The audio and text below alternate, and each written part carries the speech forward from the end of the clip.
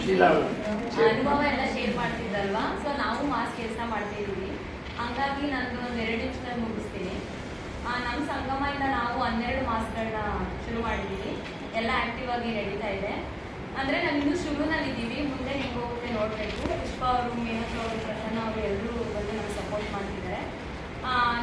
ನಾನು ಕೆಲಸ ಮಾಡೋ ಕಡೆ ಯಜ್ಞಹಳ್ಳಿಯಲ್ಲಿ 2 ಮಾಸ ಆಗಿದೆ. ರಾಜಗೋಪಾಲ್ ನಗರದಲ್ಲಿ 2 ಮಾಸ ಆಗಿದೆ.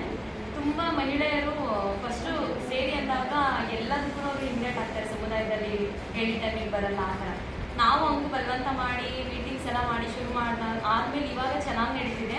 ಅವ್ರು ಎಷ್ಟು ಹುರುಪಿಂದ ಇರ್ತಾರೆ ಅಂದರೆ, ನಾವು ಮಾಸ್ ಮಹಿಳೆಯರೇ ಸೇರಿ ಒಂದು ಕಾರ್ಯಕ್ರಮ ಮಾಡಿದಾಗ ಅವರೆಲ್ಲ ದುಡ್ಡು ಹಾಕಿ ಸಮುದಾಯಕ್ಕೆ ಅಡುಗೆ ಮಾಡಿ ಬಡಿಸಿದ್ರು. ಅಂದರೆ ಮಾಸ್ ಅಂದರೆ ನಾವೊಂದು ಗ್ರೂಪ್ ಅಂತ ಅವ್ರು ಆಲ್ರೆಡಿ ಸ್ಟ್ರೆಂಥನ್ ಆಗಿರೋ ಥರ ಅವ್ರಿಗೆ ಅವರೇ ಪೋರ್ಟ್ರೈ ಮಾಡ್ಕೊತಿದ್ದಾರೆ. ಮತ್ತು ನಾವು ಲೆಟರ್ಸ್ ಬರೀಬೇಕು ಅಂದ್ರೂ ಮೇಡಮ್ ಲೆಟರ್ ರೆಡಿ ಆಯ್ತಾ ಅಂತ ಅವರೇ ಫಾಲೋ ಅಪ್ ಮಾಡುವಂಥದ್ದಾಗಿರ್ಬೋದು.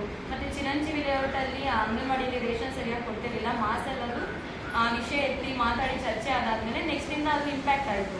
ಸೊ ಮಾಸಿಂದ ಅಲ್ಲಿ ಇವಾಗ ರೇಷನ್ ಸರಿಯಾಗಿ ಕೊಡ್ತಾ ಇದ್ದಾರೆ. ಮತ್ತು ಇನ್ನೊಂದು ಕಡೆ ನಮ್ಮ ರಾಜಗೋಪಾಲ್ ನಗರದಲ್ಲಿನೂ 2 ಮಾಸ ತುಂಬ ಆಕ್ಟಿವ್ ಆಗಿ ನಡೀತಾ ಇದೆ.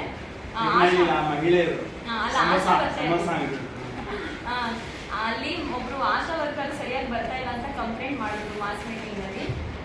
ಆಶಾ ಅವ್ರು ಏನು, ಅವ್ರ ರೋಲ್ ಏನು, ಅವ್ರು ಏನು ಮಾಡಬೇಕು ಅಂತ ಹೇಳಿದ ಮೇಲೆ ನೆಕ್ಸ್ಟ್ ಆಶಾ ಬಂದು ನಾನು ಬಂದಿದ್ದೀನಿ ಅಂತ ಬಾಗಿಲು ಕಟ್ಟಿ ಹೇಳಿ ಹೋಗಿದ್ದಾರೆ. ಸೊ ಇದು ಮಾಸಿಂದ ಆಗಿರುವಂಥ ಒಂದು ಇಂಪ್ಯಾಕ್ಟ್. ಅಂದ್ರೆ ಸಮುದಾಯ ಪಾಲ್ಗೊಳ್ಳೋಕೆ ಶುರು ಮಾಡಿದ್ರೆ ಎಲ್ಲೋ ಒಂದ್ ಕಡೆ ಸ್ವಲ್ಪ ಸಮುದಾಯದ ಸಬಲೀಕರಣ